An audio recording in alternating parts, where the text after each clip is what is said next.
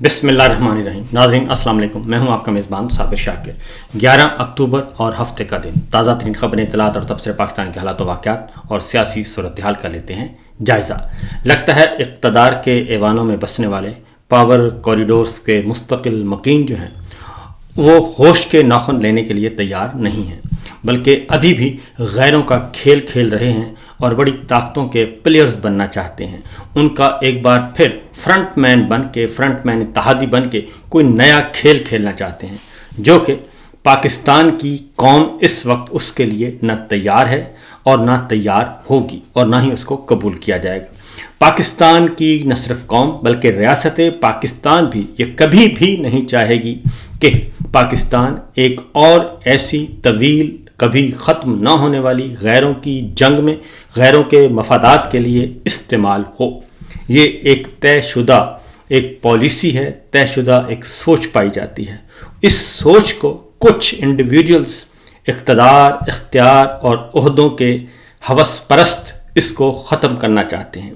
اور وہ ایک بار پھر پاکستان کو، مملکت خداداد پاکستان کو ایک بار پھر ایک ایسی آگ میں دھکیلنا چاہتے ہیں، ایک ایسی غیر اعلانیہ جنگ میں دھکیلنا چاہتے ہیں جس کا کوئی اختتام نہیں ہوگا، اور اسی لیے یہ سارے کا سارا کھیل جو ہے وہ کھیلا جا رہا ہے۔ پاکستان کے اندر بسنے والے اچھی آوازیں، سوچ، جو کہ جن کی میجورٹی ہے، جو کہ طاقتور آوازیں ہیں، اور وہ سیاسی بھی ہیں، غیر سیاسی بھی ہیں، صحافتی بھی ہیں، ہر طرح کی ہیں، اور وہ اس آواز کو آگے بڑھانے کی کوشش کر رہی ہیں، اور وہ مزاحمت کر رہی ہیں کہ پاکستان کو خدا کے لیے دوبارہ ایسی کسی جنگ میں مت دھکیلا جائے۔ دیکھتے ہیں کہ کیا ہوتا ہے، کیونکہ کل جو D G I S P R کی پریس کانفرنس تھی پشاور میں جا کر، وہ ایک طے شدہ پولیٹیکل ایجنڈا تھا۔ وہ عسکری معاملات نہیں تھے، وہ سیکورٹی کے معاملات نہیں تھے، بلکہ وہ ایک پولیٹیکل ایجنڈا تھا، اور اس پولیٹیکل ایجنڈے کے بارے میں ریاست پاکستان اور ریاست پاکستان کے ادارے لا علم ہیں، کیونکہ بہت سارے معاملات فرد واحد خود دیکھ رہے ہیں، اور فرد واحد کا خیال ہے کہ وہ عقل قل ہیں، اور عقل قل کے طور پہ وہ جو چاہیں کر سکتے ہیں، لیکن ایسا ہو نہیں سکتا۔ اس لیے ان کے ساتھ کچھ لوگ ملے ہوئے ہیں، وہ بھی اقتدار پرست ہیں، ہوس پرست ہیں، اور وہ بھی چاہتے ہیں کہ ان کے ناجائز اقتدار کو، ناجائز حکمرانی کو چلتا رہنا چاہیے، اور اسے جواز اور دوام ملتے رہنا چاہیے۔ تو یہ ایک ایسا کھیل ہے جو کہ کھیلا جا رہا ہے، کیونکہ اب زمانہ جو ہے وہ مختلف ہے، زمانہ بدل گیا ہے، اور اب صرف پاکستان ٹیلی ویژن کی خبریں ہی نہیں، اور نہ ہی صرف 2 اخبارات ہیں، بلکہ اب کئی ٹیلی ویژن چینلز سے ہوتا ہوا معاملہ گھر گھر سمارٹ فون تک پہنچ گیا ہے، اور سوشل میڈیا اور ڈیجیٹل میڈیا تک پہنچ گیا ہے۔ اب کوئی بھی انفارمیشن، کوئی بھی خبر، کوئی بھی اطلاع چند سیکنڈ سے پہلے اس کی حقیقت سامنے آ جاتی ہے۔ اس لیے اس کو جس طرح دبایا جائے گا یہ اتنا ہی آشکار ہوگا۔ جھوٹ بولے گئے، اور کل بھی بہت سارے ایسے جھوٹ بولے گئے، خلاف واقعہ، خلاف حقیقت باتیں کی گئیں جن کا وجود نہیں تھا، اور اب ریکارڈ سامنے آ گیا ہے، کیونکہ کل کا جو ایجنڈا تھا وہ خالصتاً پولیٹیکل ایجنڈا تھا، اور وہ وہی پولیٹیکل ایجنڈا ہے، وہی تسلسل ہے، وہی ایکسٹینشن ہے کہ ہم نے ایک سب سے بڑی مقبول ترین جماعت کو کرش کرنا ہے، کیونکہ یہ کام پاکستان پیپلز پارٹی کے ساتھ ماضی میں کیا گیا، یہ کام عوامی لیگ کے ساتھ شیخ مجیب الرحمان کی جماعت کے ساتھ کرنے کی کوشش کی گئی، لیکن وہ اپنا ملک لے کے علیحدہ ہو گئے، اور اس طریقے سے اس کے بعد پھر پاکستان پیپلز پارٹی پہ یہ حملہ بولا گیا، اور پھر مسلم لیگ نواز کے حصے بکھرے کیے گئے، اور اب پاکستان تحریک انصاف کے حصے بکھرے کرنے کا ارادہ ہے، اور اب یہ کام مسلم لیگ نواز اور جاتی عمرہ سے مل کر کرنے کی کوشش کی جا رہی ہے، لیکن پاکستان کے عوام باشعور بھی ہیں اور باخبر بھی، اور اس وقت پاکستان کا جو نوجوان ہے خاص طور پہ، اور اس کی آبادی تقریباً 60% کے قریب ہے، مجموعی 25 کروڑ آبادی کے، اور وہ پڑھے لکھے بھی ہیں، وہ باشعور بھی ہیں اور باخبر بھی ہیں، اور وہ کوئی بات بھی آنکھیں بند کر کے، کان بند کر کے اس پہ اعتبار نہیں کرتے، کل ایسا ہی کچھ کرنے کی کوشش کی گئی اور یہ کہا گیا کہ جو خیبر پختونخوا میں دہشت گردی ہو رہی ہے اس کے ذمہ دار عمران خان اور پاکستان تحریک انصاف ہے، جبکہ یہ حقیقتاً بالکل سفید جھوٹ تھا اور اب اس کی ساری حقیقتیں سامنے آ گئیں۔ کچھ ہی دیر کے بعد ریکارڈ کھلنا شروع ہو گئے اور آڈیوز اور ویڈیو سٹیٹمنٹ اس وقت کی سب سامنے آ گئیں۔ قومی سلامتی کمیٹی کے اجلاس کی کارروائی سامنے آ گئی، پارلیمانی کمیٹی کے فیصلوں کی رودات سامنے آ گئی، اور میرے سامنے کچھ اسی طرح کی چیزیں موجود ہیں، کیونکہ افغانستان کے ساتھ ایک نئی جنگ شروع کرنے کا ارادہ ہے اور کل اور پرسوں 2 دفعہ یہ کام ہو چکا ہے اور پاکستان نے افغانستان پہ فضائی حملے کیے اور کل اس کا DDISPR نے اس کا جواب نہیں دیا۔ 3 بار پوچھا گیا لیکن انہوں نے جواب نہیں دیا، جبکہ یہ حقیقت ہے۔ کابل یہ کہہ چکا ہے کہ ان پر فضائی حملے ہوئے اور یہ کوئی اچھی علامت نہیں ہے، اور کل انہوں نے سخت سٹیٹمنٹ دیا، کابل کی طرف سے سخت سٹیٹمنٹ آیا کہ پاکستان کو یہ یاد رکھنا چاہیے کہ افغانستان جو ہے وہ امریکہ کو، رشیا کو اور مغربی ممالک کو اور نیٹو کو، برطانیہ کو یہاں سے فارغ کر چکا ہے، اس لیے پاکستان جو ہے وہ برادر ہمسایہ ملک ہے، وہ ایسی حرکت نہ کرے۔ تو یہ درون خانہ بھی ان کو پیغامات دیے جا رہے ہیں۔ ایک اور ڈیلیگیشن گیا، میں آپ کو خبر دینے جا رہا ہوں، اور وہ خبر یہ ہے کہ عمران خان صاحب جیل میں بیٹھ کے یہ کہہ رہے ہیں کہ اپنی حکومت کو انہوں نے کہا، صوبائی حکومت کو کہا کہ آپ جائیں افغانستان اور جا کے بات کریں، افغان حکومت کے ساتھ بات کریں اور افہام و تفہیم سے مسئلہ حل ہو جائے گا، لیکن انہیں نہیں جانے دیا گیا اور ان بیچاروں کو کہنا پڑا کہ میرے پاس پاسپورٹ نہیں ہے، جبکہ حقیقت ہے کہ پیچھے سے ڈوریاں ہلانے والے یہ بتا رہے تھے کہ آپ نے نہیں جانا۔ اور کل فرزانہ علی نے بھی یہی سوال کیا کہ جناب وہ سارا کچھ کنٹرول تو آپ کرتے ہیں، اور پھر اگر آپ کرتے ہیں تو اس کا ذمہ بھی پھر آپ ہی لیں جو کچھ اس وقت ہو رہا ہے، لیکن اس کا بھی جواب نہیں دیا گیا۔ تو ایک ڈیلیگیشن گیا اور یہ خود انہوں نے بھیجا، کیونکہ PTI کا کوئی ڈیلیگیشن جائے گا، صوبائی حکومت کا کوئی ڈیلیگیشن جائے گا تو معاملہ حل ہو سکتا ہے اور کچھ نہ کچھ ہو سکتا ہے، لائک مائنڈڈ آپس میں ملیں گے اور ایک دوسرے کو سمجھانے کی کوشش کریں گے اور نقطہ نظر آئے گا تو معاملہ حل ہو سکتا ہے۔ کیا وجہ ہے کہ بھارت کے ساتھ جنگ بندی ہو سکتی ہے، اور وہ بھی اس وقت جب جنگ عروج پہ ہو، جب بھارت نے آپ کے کئی انٹرنیشنل بارڈر کراس کر کے آپ کی کئی ایئر بیسز پہ حملہ کر دیا ہو، بھاولپور حملہ کیا، مرید کے حملہ کیا، ہماری ایئر بیسز کو نشانہ بنایا جو کہ فوجی ایئر بیسز تھیں، اور اس کے بعد ہم نے بھی کارروائی کی۔ اور اگر امریکہ کے حکم پر آپ جنگ بندی کر سکتے ہیں بھارت کے ساتھ اور بغیر کسی شرط کے، سنتاس معاہدہ معطل ہے اس کو بھی بحال کیے بغیر، تو پھر کیا وجہ ہے کہ آپ افغانستان سے بات چیت نہیں کرنا چاہتے؟ اور دوسرا یہ کہ اسرائیل کے ساتھ جنگ بندی ہو سکتی ہے، اس کے امن معاہدے پہ آپ جشن منا سکتے ہیں، کریڈٹ لے سکتے ہیں، لیکن کیا وجہ ہے کہ افغانستان جو کہ برادر اسلامی ملک ہے اس کے ساتھ آپ بات چیت نہیں کرنا چاہتے؟ اس کے لیے آپ غزوہ بدر کی مثالیں دیتے ہیں، جبکہ صلح حدیبیہ اور میثاق مدینہ کو بھول جاتے ہیں۔ تو اس لیے یہ سب کچھ باتیں کل کی گئیں۔ اب آتے ہیں، کہا گیا کہ جی یہ سب کے سب آباد کیے ہیں PTI نے، عمران خان صاحب نے کیے تھے،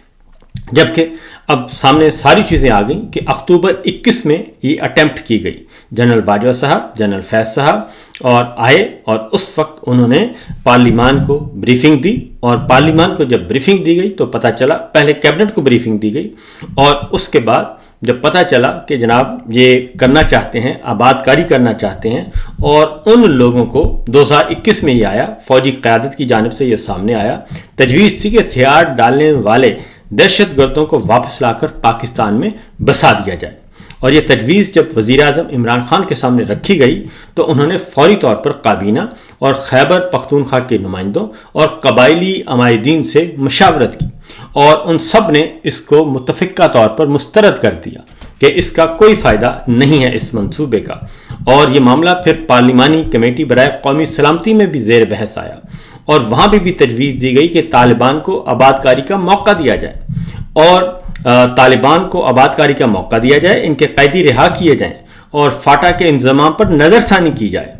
اور عمران خان نے پھر اس کو کابینہ کے سامنے رکھا اور کابینہ نے رد کر دیا، خیبر پختونخوا حکومت نے بھی رد کر دیا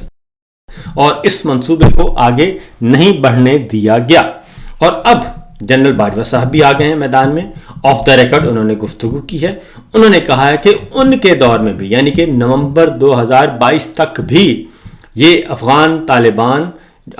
تحریک طالبان کے یہ لوگ پاکستان نہیں آ سکے تھے، اس وقت تک بھی یہ معاملہ انڈر کنسیڈریشن تھا۔ اور